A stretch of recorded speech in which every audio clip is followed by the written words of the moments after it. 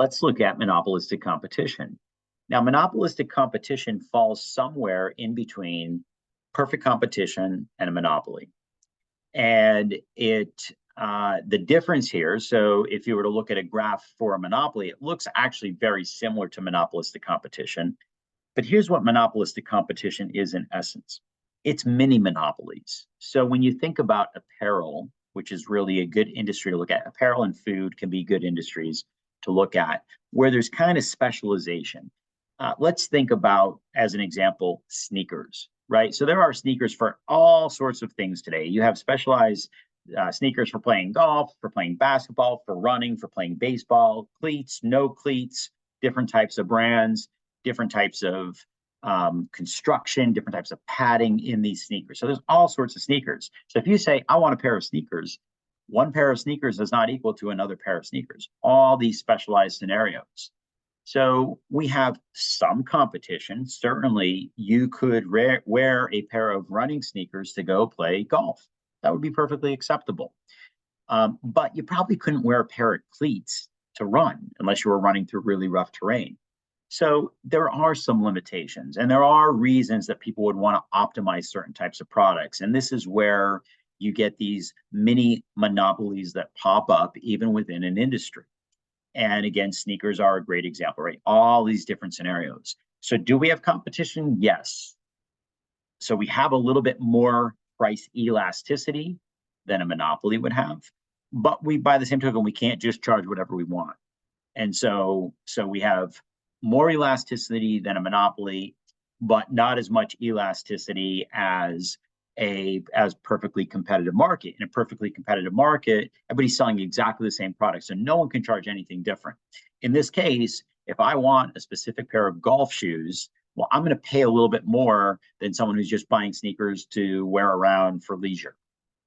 So the specialty of the situation means that I'm willing to pay a little bit more. Much like we saw in monopoly, that like you would see in a monopoly situation, everything else is pretty much the same. So though we have more elasticity of price, we also have marginal revenue that declines because to produce additional units of output, we actually make less revenue for that additional output.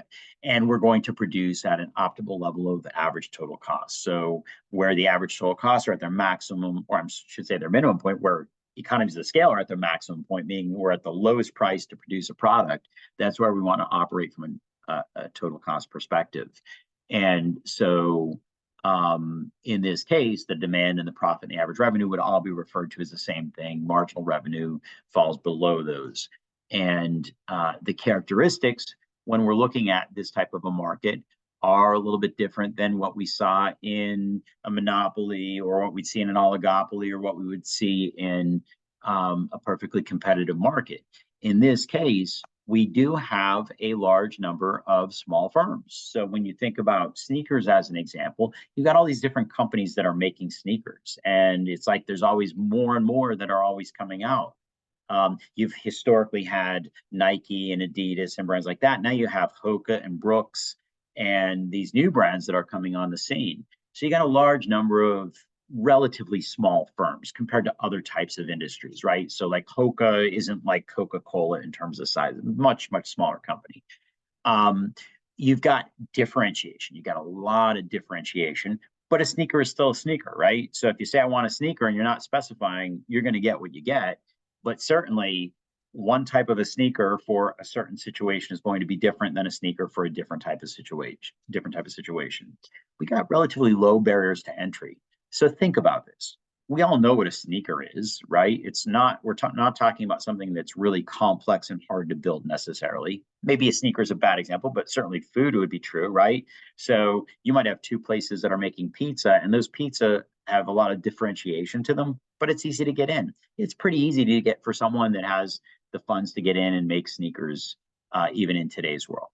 This is why you see new entrants entering the market all the time. You've got extensive knowledge. It's not perfect knowledge like maybe perfect competition would have, but you certainly know a lot. Like you can buy someone else's sneaker and reverse engineer it and see how they put it together. So you've got extensive knowledge in this market. And in this case, the firm is the price maker. So if I go out and I'm looking for sneakers for a very specific scenario, they're going to dictate to me how much I'm going to pay for those sneakers. So when put together, all of these characteristics make up the market called monopolistic competition.